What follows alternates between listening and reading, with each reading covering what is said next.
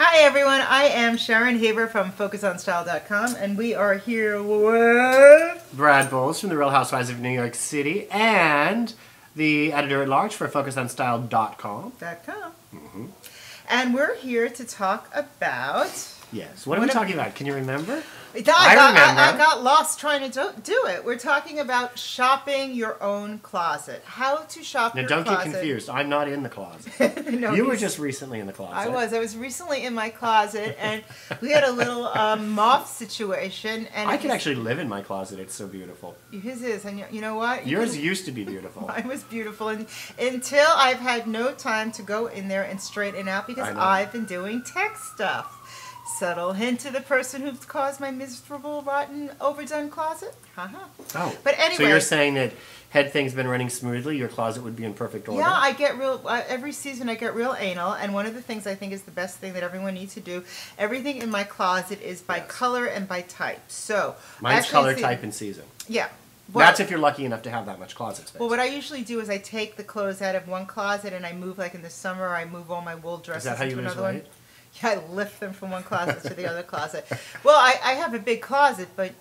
Well, actually, it's funny that you're saying that, because tip number one when shopping your closet is you got to go in there, organize, clean out, give away at least twice a year. I never do that. I have a bag. Well, no wonder it takes you 3 hours to get ready. No, I have a bag behind the TV that I've been meaning to drop off, but I haven't had a... But it is true. When shopping your closet, one of the first rules of... Yeah, there's the rule, something in, something out. Absolutely. I don't do that. Now, I want to address something that I find quite horrific. Because I like to shop my own vintage. So. You do like shop your own vintage. One of the trends that has not gone away for many, many years is the shirt dress. And I hate the shirt dress. I've never liked it. And I've never liked it. I don't think they're flattering. So Claire McCardle. Yeah. I don't laughing. Do you notice again? I'm on this squirmy chair, and you know Brad is taking. Do you see my new chair? Move over so they can see my new red chair. Now I'm on the squirmy chair. So what happens is Brad keeps shoving me. And, you know, my desk is made out of granite, so he keeps shoving me into this big. Do you have all these kinky bruises? For my desk? No, I like my. Anyway, I never like shirt dresses. I find that women who gravitate towards shirt dresses tend to have pear-shaped bodies. Why? And I'm not talking about an upside-down pear. I'm talking about a right-side-up pear. You're saying they have saddlebags. Do you know how pretty that is in a Well, if you're wearing a shirt dress, it's a little more flare. Mm-hmm. And then... Then it even is worse. What? Listen, I don't like shirt dresses. You like them, I don't like them, never have. But when shopping your closet, one of the biggest things that you can do is figure out how to reinterpret a look. And that can include mixing. And matching. A great blouse with a pair of slacks that you never thought were going to work with that. Or also, wearing different layers of things that are kind of, you know, Brad always makes fun of me. I'm wearing one of my favorite, can you see it? My little hairy shirt, It's Margiela. You need some electrolysis there. I know, my shirt needs electrolysis. And then I have a little ventilation in my sweater to show up my shirt. I love that. But, yeah, so I love this sweater. And I like the little pointy shoulders. But, one of the I thought that was because of the hanger. No. In the closet. By the way, never hang your sweaters. I do. I can tell. This is the cut. This is the way it came. It has okay, viewers, if you think this is from a hanger, let us know. It's not. Otherwise, write to Chloe and say, Chloe, is that how you design? All right, getting back to shopping your closet. What do you think is one of the most basic rules? I think to go in your closet and to look at something that you really loved, and maybe it's, you know, you need to put things away for, I'd say, a few years. Absolutely. When a trend goes away, there's a few. This is a horribly harsh light. You've been saying this for days. This light here is horrible today. We need to fire the lighting guy. So when you're wearing something and you love it, and it's a good piece, this does not apply to the cheap pieces that are basically disposable, but something that's really made well and can withstand. I mean, every season. That's correct. Because every season there's disposable fashion. Yeah, and don't there's nothing wrong with that. Don't confuse disposable fashion with your really great, well-made classic pieces. Because those you keep around, and if the piece is slightly trendy or slightly, you know, of the moment, then you kind of want to retire it for a few years. Yeah. It's usually about a 5-year or so span. If it's a classic piece, if it's an obvious trend piece, but it's usually more like 15 years. But if it's a classic type of piece, and then you come back, you might want to rethink it a little bit. Like, you know, if about 5-6 years ago, that the kind of tuxedo jacket. Of course, and you know, it's interesting because one of the most painful things for me is back in the day, I love Jean-Paul Gaultier, and Jean-Paul Gaultier was and will always be such a great body fit for my. I'm 6 feet tall and I'm slender most of the time. And actually, Julianne and I were talking about when you were a little chubster. I've never been chubby, really. I mean, I think my weight has fluctuated always, but it's always fluctuated 5-6 pounds. But what's interesting is with Gaultier, which is a shame, and I just don't know if I can bring it back. The big problem was Gaultier. You're not talking about those big shiny shirts. No. I'm talking about all the beautiful suits that he did. I had them all. The problem is Gaultier did that whole no vented back look on men. Yeah, and it kind of looks like a zoot suit. And it does look like, and the problem is, I don't think that's ever coming back. I don't want to see. I don't want to see it come back. Do you? No, it wasn't my favorite, but it will come back. I mean, can you vent a suit that hasn't been vented? It's like invent the suits. I mean, I guess you could take it to your tailor and see if they could rework it. Probably not, because in the back of the jacket should be flat. So by putting a vent in, they'd have to do some. It would involve some reconstruction, and that's another thing. When you're taking something in your closet and you're redoing it, it's fine to like taper in a leg that looks a little too full. It's fine to maybe, you know, shorten like a straight leg pant, make it maybe a little above your ankle when more of a crop is in style. But as far as reinventing the wheel and repurposing something, unless you're one of those people who takes old vintage and restyles it to be your own personal one-off, I wouldn't get too crazy with it. Might as well just leave it for what it is. And also, too, back in the day, there was, in the last 5... with that day that he's back. And what day was it? There's so many. Man, women were wearing, you know, the pants with the really high crotch. You know, you can't crotch drop, so... That's not like name dropping. Is that like camel toe again? No, you can't drop the crotch.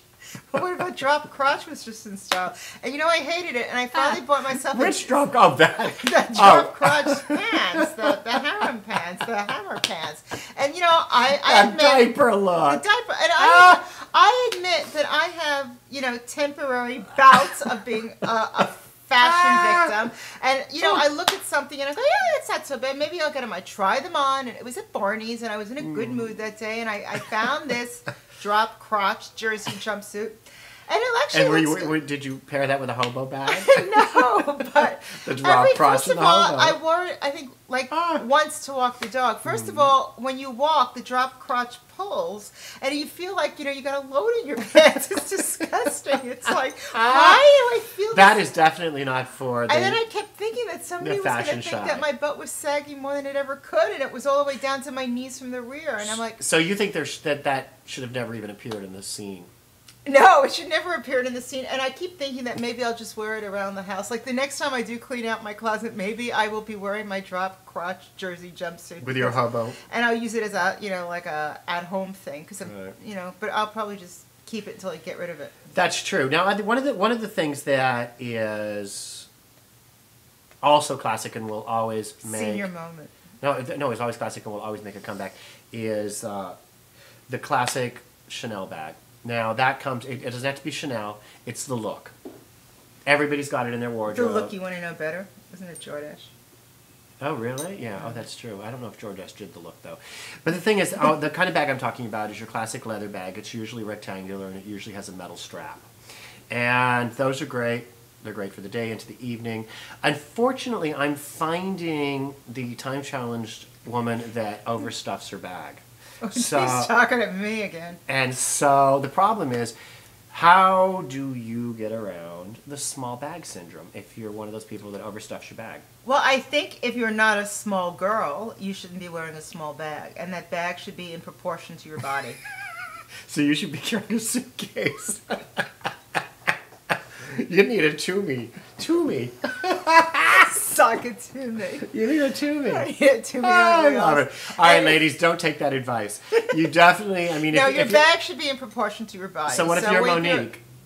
You shouldn't be wearing an itsy-bitsy tiny shoulder bag. I got to tell you, though, Monique, how chic is she that she has hairy legs? No, but that she embraces her body and loves it. I think that's fabulous. I love it. I think anybody. But you only got one body, so you might as well kind of get used to the one you have and love it and embrace it. I love it. Yeah, she says her husband likes those hairy legs. You know, I don't have any hair on my legs, so I don't know. I didn't.